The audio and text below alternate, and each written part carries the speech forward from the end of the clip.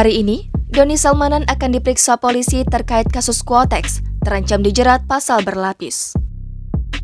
Selebgram Doni Salmanan dijadwalkan akan diperiksa pihak kepolisian terkait dugaan investasi bodong lewat aplikasi trading Quotex, Selasa 8 Maret 2022 hari ini. Saat ini, kasus Doni Salmanan sudah masuk ke tahap penyidikan. Rencananya, Doni akan diperiksa Direktorat Tindak Pidana Siber Bareskrim Polri. Hal ini disampaikan langsung oleh Kabag Penum Divisi Humas Polri, Komisaris Besar Gatot Repli Handoko. Hingga saat ini, polisi sudah memeriksa 12 orang saksi yang terdiri dari 9 saksi dan 3 saksi ahli.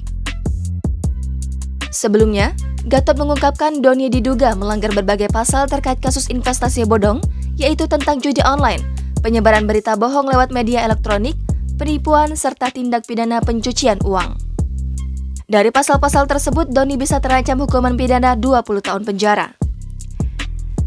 Crazy Rich Bandung ini sebelumnya dikabarkan dilaporkan atas kasus investasi bodong aplikasi Binomo seperti Indra Kusuma alias Indra Kents.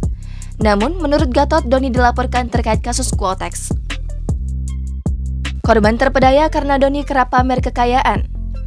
Korban dugaan penipuan investasi bodong yang dilakukan Doni Salmanan, RA, mengaku terpedaya karena melihat video suami Dinan Nurfajrina ini.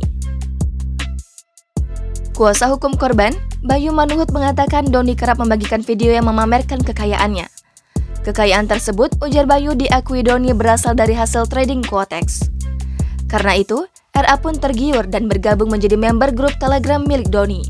Dalam grup itu, Doni diketahui menjadi mentor trading binary option. Alih-alih dapat untung, Bayu menyebut kliennya selalu rugi sejak bergabung Quotex. Sejak saat itu, klien Bayu pun merasa dirinya telah menjadi korban penipuan. Jangan lupa subscribe, share, komen, dan like ya!